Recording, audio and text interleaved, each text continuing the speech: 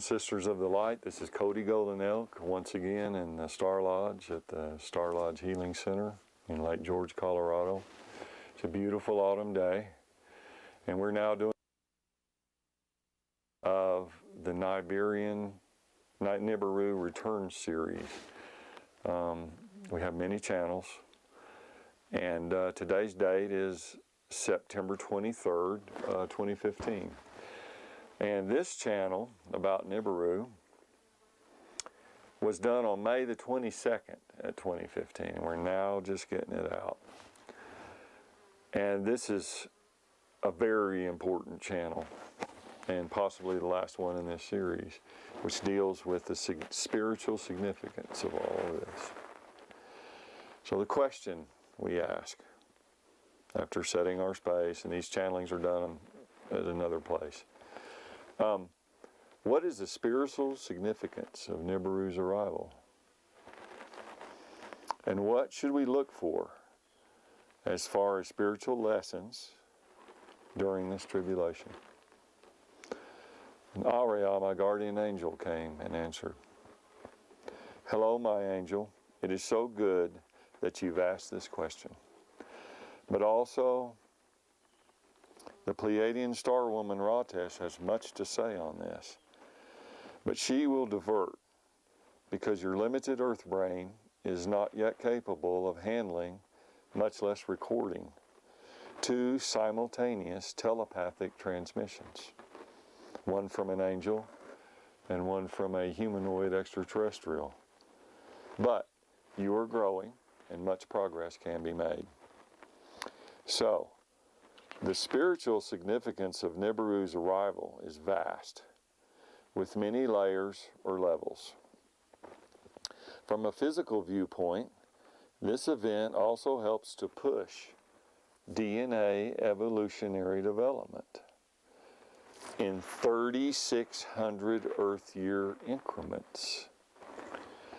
If you can absorb such an idea, all the life forms upon Earth are affected by it, and it helps to weed out evolutionary flaws, so to speak. Only the strongest will survive, then pass these genes to future generations. Also, Nibiru's arrival serves as a cleansing process for Earth, usually with a mild reorientation of axis, magnetic field, atmospheric conditions, etc. But more importantly, to the spiritual aspect of life, this event serves, Jesus Christ of the Light has already stated, it serves to sort out the spiritual frequencies, the vibrations of the souls that are incarnate here, of all the creatures. In other words, each earth human has that of free will choice. So during the great tumult and upheavals which Nibiru's passage inevitably generates, Earth humans often resort to physical violence, anger, war, frustration, etc., and begin to fight over what they perceive at the time to be limited resources. So as Earth humans do this and delve into the lower ego consciousness, these frequencies are correspondingly lowered. Thus, they become trapped into the lower frequency veils around the Earth and generate karma, which they must inevitably reincarnate into another Earth life in the future. You will find that during this next occurrence of Nibiru's arrival, that many souls upon the planet Earth will be having yet another opportunity to make spiritual choices, higher choices towards the light, like helping others instead of killing or robbing them during all this chaos, as well as more opportunities to clear their old karma from similar events of Nibiru's passing in past times and past lives. Actually, this event has occurred hundreds and hundreds of times in Earth's past. So now is the time to bring up and clear all the old karma you have and release it, to prepare for this event. This is why we all all of us have found each other and been brought back together at this time.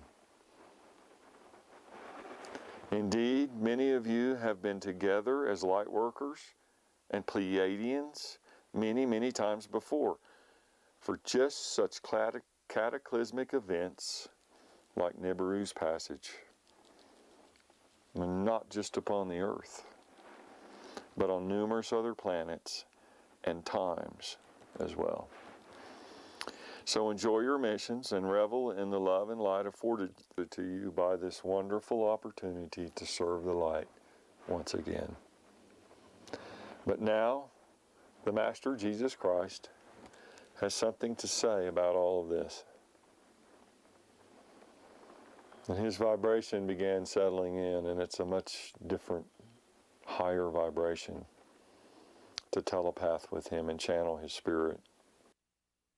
So wonderful. And Christ said, "Yes, it is I, your old brother and teacher of the light, sent forth by our Creator to assist in the light, yet once again. Do you remember the times we walked by the sea in Rome for teachings such as these?" And I answered, "Yes, my brother, my teacher, my master, I do." And Christ continued, "Well, we will now say words about the spiritual frequency sorting that Angel Sister Aurea has just spoken of. This is merely a metaphysical event, as you call it, upon the earth in the lower, denser dimensions. Indeed, she is correct to say that free will choice enters into this spiritual sorting process, as it directs where the earth human's thought form energy will be directed, to the light or to the darkness, to service to others, the light, or service to self, the selfish dark ones. So as each person or soul makes these choices with their free will, they will be sorted into the spiritual frequency bands of energy where they belong. This will dictate both the quality and characteristics of their future reincarnational lessons that they each will face to help their spirits and souls grow in the light. For all is light, and this process has been seen and set up many times before by our Creator on countless worlds in countless universes, in countless dimensions. So, spread this word of what a wonderful spiritual opportunity Nibiru's passage brings to each of you incarnate upon earth to grow in the light. Our Father's house has many rooms with many hallways of both darkness and light. So stay connected with the angels of light, and their guidance will lead you back to me through thy Father's house. For no one can go through this house and these hallways of light back to our Creator unless they come this way, by and through me. For there are many paths, but only one way, as the old earth saying goes, the way of oneness, love, and unity consciousness, which is what our Creator is. Rejoice in the light, my brother, and we shall speak again, being together in God's light. Adonai Tesbaoth.